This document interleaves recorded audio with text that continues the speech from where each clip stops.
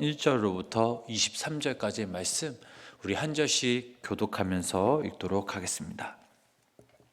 여호와여 복수하시는 하나님이여 복수하시는 하나님이여 빛을 비추어 주소서.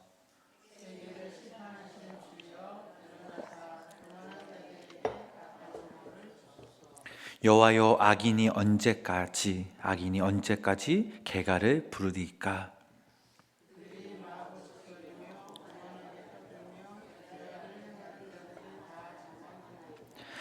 여호와여 그들이 주의 백성을 짓밟으며 주의 소유를 곤고하게 하며 말하기를 여호와가 보지 못하며 야곱의 하나님이 알아차리지 못하리라 하나이다.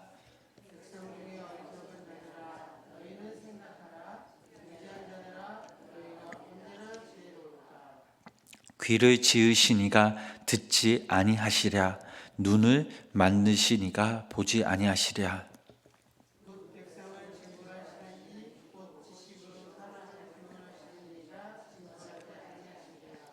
여호와께서는 사람의 생각이 허무함을 아시느니라.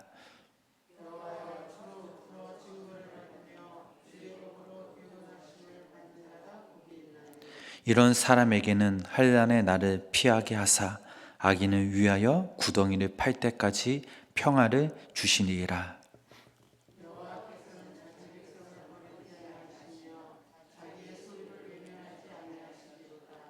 심판이 의로 돌아가리니 마음이 정직한 자가 다 따르리로다.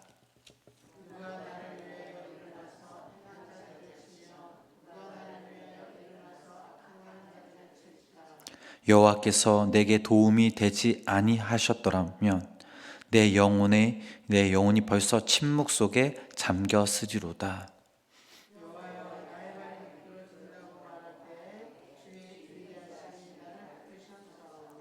내 속에 근심이 많을 때에 주의 위안이 내 영혼을 즐겁게 하시나이다.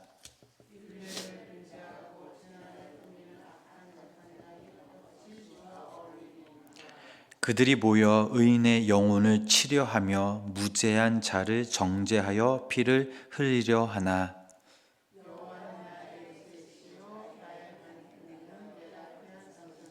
함께 읽겠습니다. 그들의 죄악을 그들에게도 되돌리시며 그들의 악으로 말미암아 그들을 끊으시리니 여호와 우리 하나님이 그들을 끊으시리로다. 아멘. 오늘 하루 주님께서 나의 요새심을 또 내가 피해야 할 바이심을 고백하시면서 더욱더 주님께 믿음으로 나아가시는 귀한 성도님 삶이 되시길 주님의 이름으로 간절히 축복합니다. 여러분들이 생각하시기에 신앙은 무엇이라고 생각하십니까? 각자 의견이 다 다르시겠지만 우선 이 본문 말씀을 통해 우리가 알 수 있는 것은 신앙은 포기하는 것이고 수용하는 것이다 라는 사실입니다. 혹시 여러분 동의하시나요? 우리가 신앙 생활을 잘 하기 위해서는 먼저 나를 포기해야 합니다. 그리스도인이란 내 안에 그리스도가 사는 삶이므로 나는 포기되어야 합니다. 어떻게 한 사람 안에 두 주인을 있을 수 있는가? 신앙생활을 오래 하지만 신앙에 진보가 없는 이유는 아직도 내가 살아있기 때문입니다. 내가 여전히 살아있기 때문에 신앙에 진보가 없는 것이죠. 그래서 신앙은 과감히 나를 포기할 수 있어야 합니다. 그럴수록 하나님은 더욱더 강하게 역사하십니다. 그러나 내가 나를 사랑하면 사랑할수록 내 안에 하나님이라시는 이 존재 자체는 점점 줄어들 것이죠. 하나님은 자신을 주님으로 인정해 주시는 그 곳에서 더욱더 강하게 역사하십니다. 그러므로 우리는 주님께 우리의 삶의 그 주인의 자리를 주님께 내어드려야 합니다. 그래야지만 우리의 삶이 또 우리가 변화될 수 있습니다.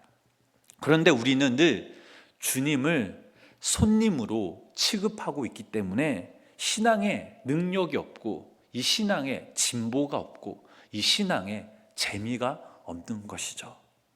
그래서 오늘 이 신앙생활이란 무엇이냐? 나를 포기하는 것입니다. 철저히 나 자신을 포기하고 주님을 인정하는 것, 이것이 바로 신앙생활이라는 것이죠.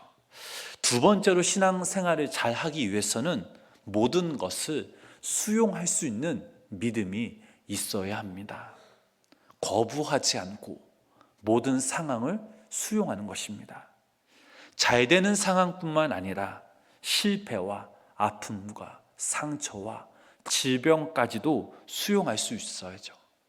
왜냐하면 하나님의 뜻이 아니면 참새 한 마리도 그냥 떨어지는 법이 없기 때문입니다. 모든 상황 가운데 내게 주어진 그 상황을 믿음으로 수용하면 됩니다. 이것이 바로 하나님의 섭리를 인정하는 삶이죠. 그런데 인생을 살아가다 보면 내가 계획된 대로 되지 않을 때도 분명 있고 막히는 때도 분명 있습니다. 그것도 하나님의 섭리를 인정하고 내 삶으로 수용할 줄 알면 하나님께서 더욱더 그 좋은 길도 예비하실 것입니다. 철저히 하나님께 나 자신을 포기하고 모든 것을 수용할 수 있는 믿음을 우리가 갖는다면 신앙에는 성장이 있습니다. 그런데 분명 이것은 쉽지가 않죠.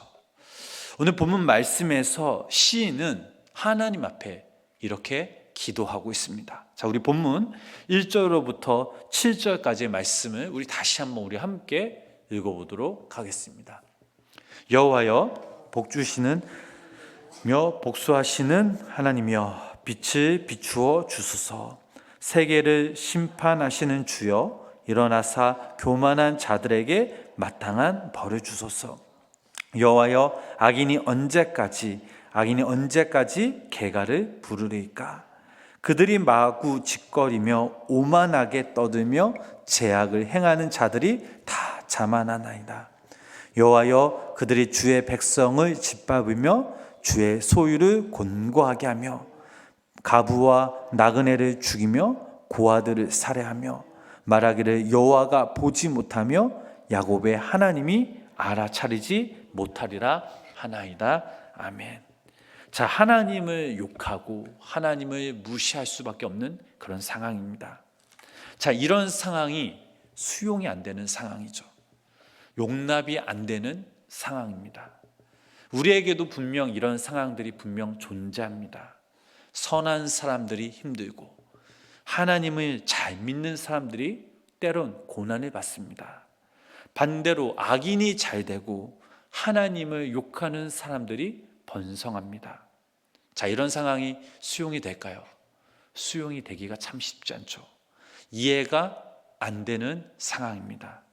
그런데 결국 이 시인은 믿음의 고백을 이렇게 합니다. 우리 8절로부터 11절까지의 말씀 계속해서 함께 읽어보도록 하겠습니다. 백성 중에 어리석은 자들아, 너희는 생각하라. 무지한 자들아, 너희가 언제나 지혜로울까? 귀를 지으시니가 듣지 아니하시랴? 눈을 만드시니가 보지 아니하시랴? 뭇 백성을 징벌하시는 이 곧 지식으로 사람을 교훈하시는 이가 징벌하지 아니하시랴? 여호와께서는 사람의 생각이 허무함을 아시느니라. 아멘. 자, 무슨 말입니까? 그런 생각은 바로 어리석은 생각이라고 이 시편 시인은 말하고 있습니다.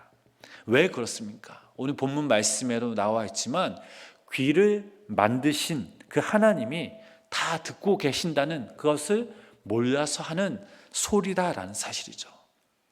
그래서 하나님께서 이 모든 것을 다 보고 계시고 다 듣고 계신다라는 것을 우리는 수용할 수 있어야 합니다. 그리고 분명 그 하나님의 때를 기다릴 줄 아는 믿음이 우리 가운데 있어야 될 줄 믿습니다. 오늘 시편 저자는 이렇게 믿음의 고백을 하고 있습니다. 15절의 말씀을 보니까 심판이 의로 돌아가니니 마음이 정직한 자가 다 따르리라. 결국은 하나님께서 심판의 의로 돌아가시기 때문에 마음의 평안을 가지라라는 것입니다. 우리에게도 이런 믿음이 있길 주님의 이름으로 간절히 축복합니다. 교통사고가 나면 그 접촉의 현장에서 누가 더 잘못이 큰지 서로 목소리를 높이는 경우가 분명 있죠. 목소리가 크면 내가 유리한 것 같습니다. 그런데 경찰서나 재판장에 서면 그 소리가 크다고 그 사람의 손을 들어주지가 않죠. 소리가 크면 오히려 가중처벌을 받을 수 있습니다. 우리가 소리 지르지 않아도 하나님은 다 듣고 다 보고 계신다라는 사실이죠. 이것을 믿고 우리는 기다릴 줄 알아야 합니다.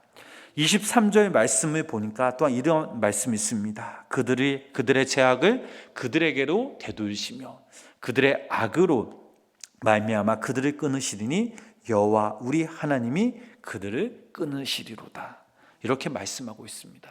결국은 하나님께서 의롭게 판단하셔서 하나님의 뜻대로 공의가 실현되는 현장을 보게 될 것이다 라고 주님은 말씀하고 있습니다. 하나님은 이번뿐만 아니라 과거에도 이미 도우셨다라고 고백하고 있습니다.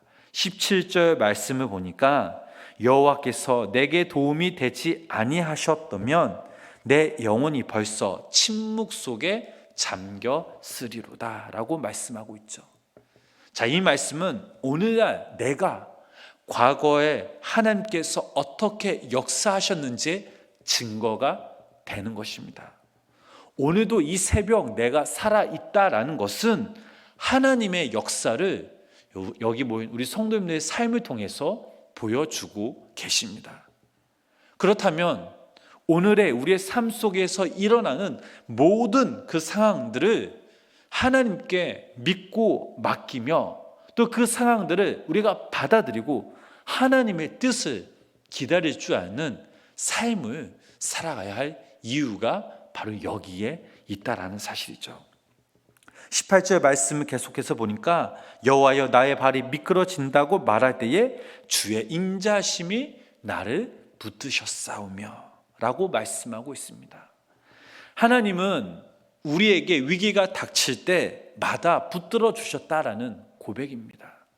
그렇기 때문에 마음의 평안을 갖고 기다리고 있어야 된다라는 사실이죠. 그런데 내가 받아들이지 못하고 거부하고 원망하는 것은 하나님의 그 사담의 태도가 아니다라는 사실입니다. 로마서 8장 28절 말씀을 보면 저희들이 너무나 잘 아는 말씀이죠. 우리가 알거니와 하나님을 사랑하는 자 곧 그의 뜻대로 부르심을 입은 자들에게는 모든 것이 협력하여 선을 이루니라 라고 말씀하고 있습니다. 믿음은 모든 것이 협력하여 선을 이루시는 그 하나님을 믿는 것입니다. 내 뜻을 다 주님 앞에 내려놓고 하나님의 뜻을 인정하고 받아들이고 기도할 수 있다면 그 기간을 통해 하나님께서 우리 성도님들을 믿음의 훈련을 시키시고 또 우리의 믿음을 한층 업그레이드하는 기간으로 사용하신다라는 그 사실을 우리는 기억해야 될 줄 믿습니다. C.S. 루이스가 기도에 대한 강연을 한 후에 사람들이 물었습니다. 기독교인들에게 기도의 응답은 우연이 아닙니까? 라고 묻자 그의 말을 듣고 C.S. 루이스가 말하길 그럴지도 모르지만 내가 기도하지 않으면 우연도 일어나지 않습니다 라고 이렇게 대답하였다고 합니다. 자, 그래서 우리가 받아들일 것은 받아들이고 기도해야 할 것은 기도해야 할 이유가 바로 여기에 있습니다. 그러면 하나님께서 내가 생각했던 것보다 더 좋은 길로, 더 선한 길로 우리 성도님들을 인도하심을 믿으시기를 바랍니다. 사랑하는 우리 성도님 여러분, 이해되지 않고 받아들이기 힘든 고난, 그 상황, 그 모든 것들을 우리가 경험할지라도 그 모든 것이 바로 하나님의 그 섭리 안에 있음을 우리가 믿음으로 수용하고 나의 생각과 나의 가치관과 나의 방법 등을 포기하고 하나님의 뜻에 순종할 수 있는 믿음의 사람들이 되셨어. 오늘 하루 하나님의 뜻 가운데 순종하며 살아가시는 귀한 믿음의 성도님들 삶이 되시길 주님의 이름으로 간절히 축원합니다. 기도하겠습니다. 하나님, 어떠한 상황 가운데서도 하나님을 향한 그 믿음이 날마다 성장하게 하여 주시옵소서. 포기할 것은 과감히 포기하고 또 수용할 것은 수용하여서 우리의 삶이 주님으로 인해 날마다 기쁨과 감사가 넘쳐나게 하시고 또 주님이 주시는 능력과 지혜와 힘으로 일어날 수 있는 힘을 얻게 하여 주시옵소서.